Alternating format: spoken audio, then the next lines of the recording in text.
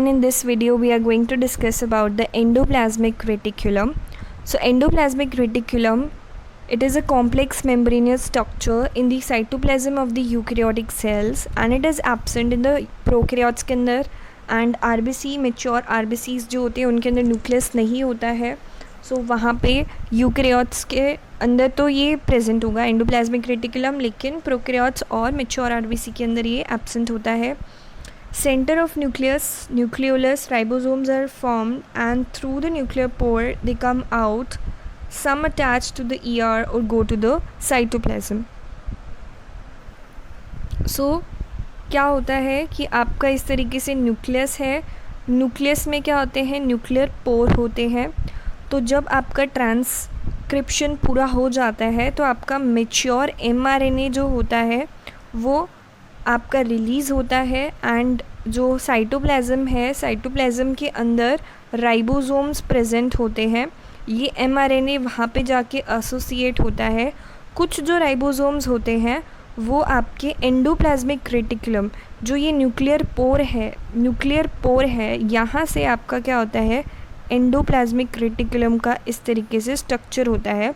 तो कुछ जो राइबोसोम्स होते हैं वो इस एंडोप्लाज्मिक रेटिकुलम पर जाकर एसोसिएट हो जाते हैं, जिसको हम एंडोप्लाज्मिक रेटिकुलम राइबोसोम्स उनको बोल देते हैं. तो दो टाइप के हमारे पास एंडोप्लाज्मिक रेटिकुलम होते हैं, रफ़ और स्मूथ. रफ़ वाले में क्या होता है, राइबोसोम्स प्रेजेंट होते हैं. सो एंडोप्लाज्मिक रेटिकुलम के दो कंपार्टमेंट है, साइटोसोल एंड सिस्टर्नल स्पेस. अगर हम इसके मॉर्फोलॉजिकल टाइप्स की बात करें तो सबसे पहले है cisternae. Cisternae long flattened stack like unbranched tubules having diameter 40 to 50 nanometre and वो पैरेलली बंडल्स में अरेंज होते हैं.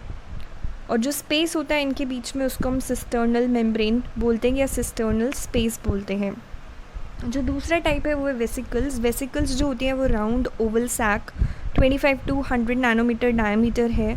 ये आइसोलेटेड रहती हैं साइटोप्लाज्म में and they occur in most of the cells, but abundant कहाँ पे होती है, पैनक्रियाटिक सेल्स के अंदर अबंडेंट होती है.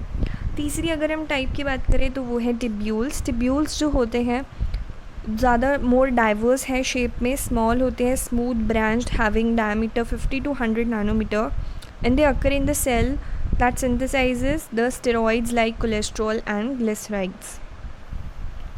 Now type of endoplasmic reticulum दो टाइप के होते हैं, rough endoplasmic reticulum and smooth endoplasmic reticulum. जो रफ होता है उसके ऊपर राइबोसोम्स अटैच्ड होते हैं और जो स्मूथ होता है उसके ऊपर राइबोसोम्स अटैच्ड नहीं होते हैं.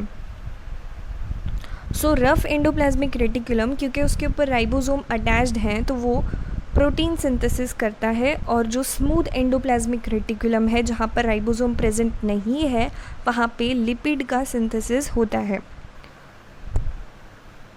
सो स्पेशलाइज्ड स्मूथ एंडोप्लाज्मिक रेटिकुलम को हम सार्कोप्लाज्मिक रेटिकुलम भी बोलते हैं, जो कि हमारे स्ट्रेटेड मसल सेल्स में मिलते हैं, where it regulates the muscle contraction by releasing the calcium ions. So ये स्मूथ एंडोप्लाज्मिक रेटिकुलम का एक और फंक्शन है.